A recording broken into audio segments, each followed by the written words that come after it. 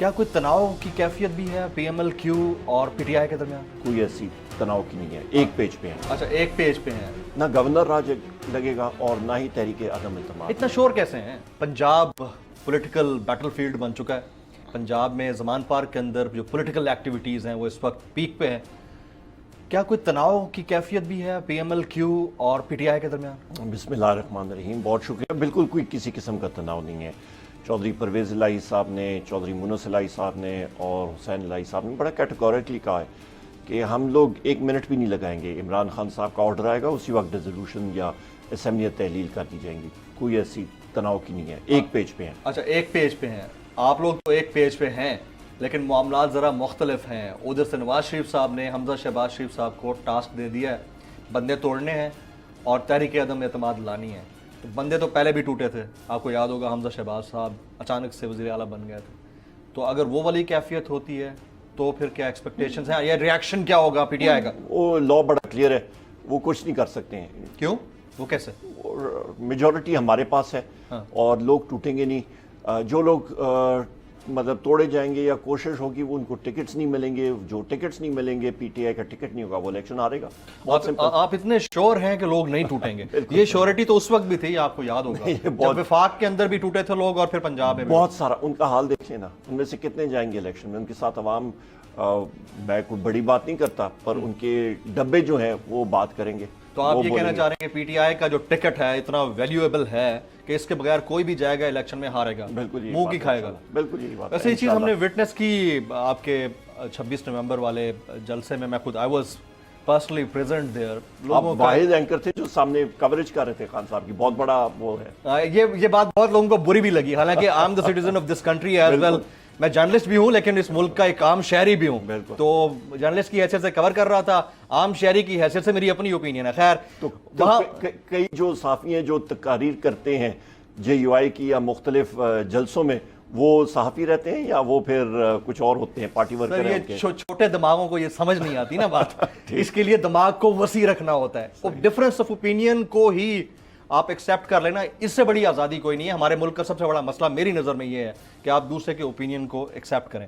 Again, اگر governor راج لگانے کی بات ہوتی ہے یا تحریک عدم اعتماد سپوز کر لیتے ہیں کامیاب ہو جاتی ہے، دین نہ گورنر راج لگے گا اور نہ ہی تحریک عدم اعتماد۔ اتنا شور کیسے ہیں؟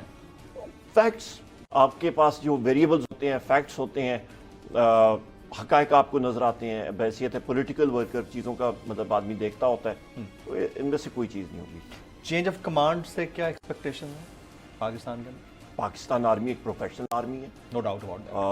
ہمارے خاندان، والدہ کی طرف سے، والد کی طرف سے، ہم لوگ تقریباً 1886 سے فوج کی سروس ہمارے خاندان میں سے 5 جنریشن سے کر رہے ہیں، اور بالکل پروفیشنل آرمی ہونی چاہیے، اپنے پروفیشنل امور کے ساتھ ان کا واسطہ ہونا چاہیے، اور پالیٹکس جو ہے وہ پولیٹیشنز کریں۔ ہر ایک ادارہ، چاہے وہ جوڈیشری ہو، چاہے وہ آرمڈ فورسز ہوں، چاہے وہ مطلب آپ کا پولیٹیکل فورسز ہوں، وہ اپنے اپنے ایریا اسفیئر آف انفلوئنس میں رہیں اور ملک کے لیے کام کریں۔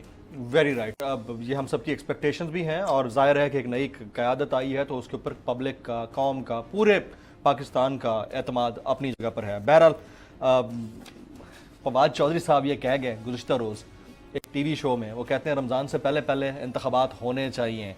خواہش تو آپ لوگوں کی جس وقت 9 اور 10 اپریل کی درمیانی رات یہ رجیم چینج آپریشن ہوا تھا اس وقت بھی تھی کہ اگلے 3 مہینے کے اندر ہو جائیں، کیونکہ خان صاحب نے تو بہرحال اس طرح سے ایکٹیویٹی کی تھی کہ لگ رہا تھا کہ اب انٹرم سیٹ اپ آئے کیا ہے۔ یہ تو بعد میں سپریم کورٹ نے انٹروین کیا اور معاملات، تو خواہشات تو بہت ہیں۔ اگست 2023 یا پھر رمضان سے پہلے پہلے؟ 2 چیزیں ہیں جی۔ سب سے پہلی چیز یہ ہے کہ آپ کا جو ملک میں حالات بنے ہوئے ہیں، بنیاد آپ کی کسی بھی، آپ کی جغرافیائی حدود کی جو بنیاد ہوتی ہے نا نیچے، جو اس کو اٹھا کے رکھتا ہوتا ہے جغرافیائی حدود کی، وہ آپ کی معیشت ہے۔ معیشت اس حکومت نے ہماری تباہ و برباد کر کے رکھ دی۔ جس وقت ہماری حکومت تحلیل ہوئی، ختم ہوئی، اس وقت 6% کی گروتھ ریٹ تھی۔ آپ کے پاس $17 ارب کے فارن ایکسچینج ریزرو تھے، آپ کے پاس گیس اور بجلی وافر تھی، آپ کے پاس کوئی ایشو نہیں تھا۔ इस इम्पोर्टेड हुकूमत ने आके 8 महीनों में बेड़ा गर्क कर दिया। जिस तरह की कोई लोकस आके ना किसी खेत को वो चट देती है, ख़त्म कर देती है, इसी तरह इन्होंने किया। इन्होंने ये हुकूमत एक वजह से आई है, अपने आप को एनआरओ देने के लिए।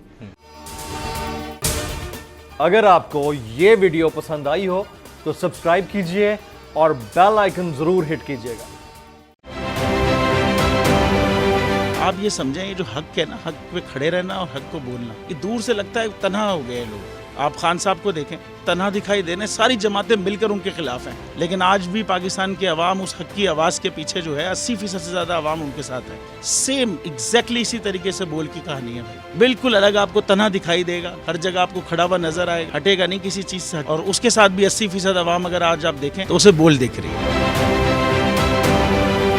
जाली केस है ना, ये हम पे उस वक्त बनाए गए थे जब हुकूमत यही थी, इन्हीं लोगों की हुकूमत थी ना। और ये जाली केस, इनको मैं नहीं कह रहा इस केस को जाली केस, इनको पाकिस्तान में क्या पूरी दुनिया में एक ऐसा शिकायत कुंदा नहीं मिला, एक ऐसा कंप्लेनेंट नहीं मिला जिसने ये कहा हो कि हमारे साथ फ्रॉड हुआ है। तो ये खुद ही बन गए कंप्लेनेंट, और ये खुद ही इन्होंने खुद ही इन्वेस्टिगेशन की, उसकी खुद ही तफ्तीश भी की, यानी कि कंप्लेनेंट भी है, इन्वेस्टिगेशन ऑफिसर भी है। और इन द एंड इन्होंने फिर उसके बावजूद ये कोर्ट में जमा कराया कि जी ये केस जाली केस था और इसमें किसी किस्म जो कुछ एग्जैक्ट कर रहा था सब लीगल। ये मेरी बात नहीं है, ये इनके इन्वेस्टिगेशन ऑफिसर की बात। सबसे ज्यादा व्यूज और सबसे ज्यादा रेटिंग के साथ बोल आज भी रहा नंबर 1 पर।